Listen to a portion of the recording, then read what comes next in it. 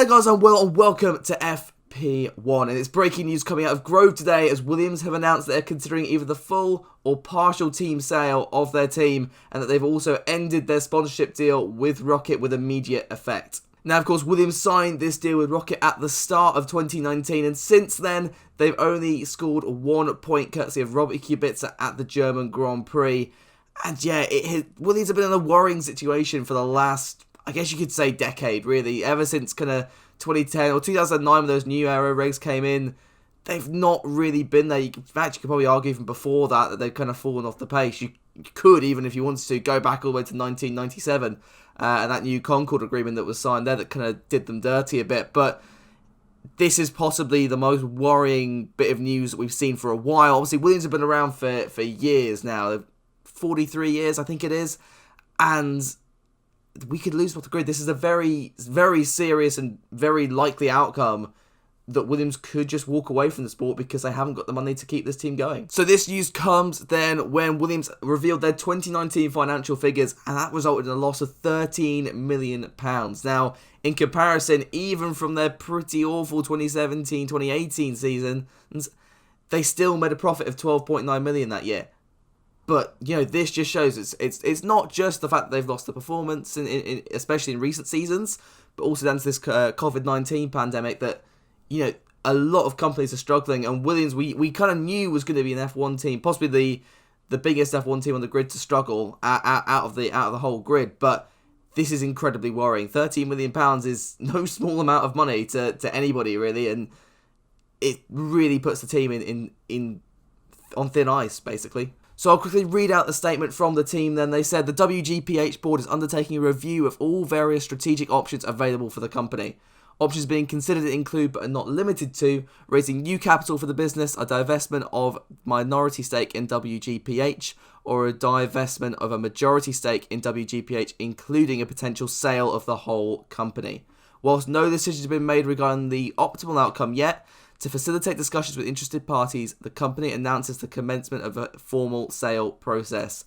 And that's the really worrying word, those last 3 words of the formal sale process. That means this could genuinely happen.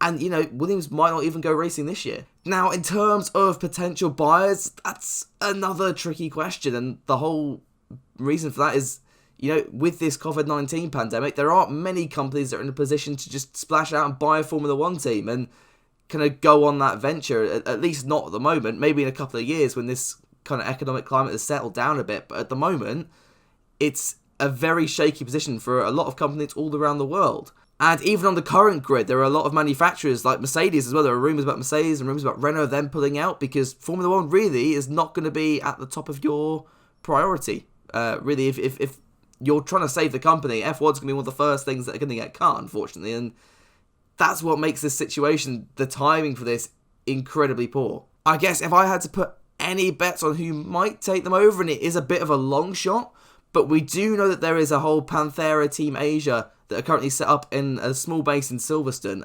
I do wonder if they might take a look at this and think, you know what, we could continue setting up our team, or we could move our project and our assets over to this Williams squad, buy out the Williams squad, and maybe start a team from there. I don't know.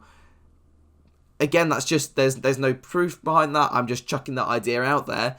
Maybe the other option, Latifi, could he come in and take over the team? He's obviously got a lot of money. He's invested quite heavily in the Williams team at the moment. Could we see a consortium there? Rich Energy, could they come back? I hope not, but you never know, to be honest. This is a really weird situation for a lot of people, and I couldn't put a finger on where this team's going to go from here. Now, this news is going to have ramifications all down the grid, and one that I think people might not point out straight away, but the career of Valtteri Bottas. Now, let me just explain this for a second. So let's say Williams do go out of business in that awful scenario where we don't see that team on the grid. Mercedes now have no place really to put their junior George Russell. Russell is an incredible talent, and Mercedes have kind of got to be careful that he doesn't get snapped up by either another team or another driver academy. Someone like Renault right now might really want his services. And if he's out of a seat at Williams, then Mercedes are going to have to be very, very quick to get him a seat either for 2020 or more likely, I guess, 2021. Now, we know Bottas's contract is up at the end of the year, and there's been a lot of rumours flying about the paddock, even more than usual, a lot earlier than usual, that it's going to be very difficult for Valtteri Bottas to keep that seat. Not necessarily that he's doing a bad job, but more the fact that Mercedes want to get their juniors, and they want to get George Russell in that car. They've been very clear on that since he kind of made that step up to Formula 1, and arguably before that as well. This could be the catalyst that means, you know what, we need a seat to put George in. We think he's good enough for the Mercedes seat. He's had, well, by the end of 2020, he'll hopefully at least have had 2 years experience in Formula 1. This could be the perfect time. And then, of course, what does that mean for Bottas? I think Renault could be an option, but if not, it's kind of, he's kind of stuck for options at the moment. There's, we're seeing the driver market kind of closing itself a lot quicker than usual, and part of that's down to this COVID-19 pandemic, but I do worry that, you know, especially if these whole rumours of Alonso going to Renault are true, then, you know what, maybe Valtteri could even find himself out of a seat.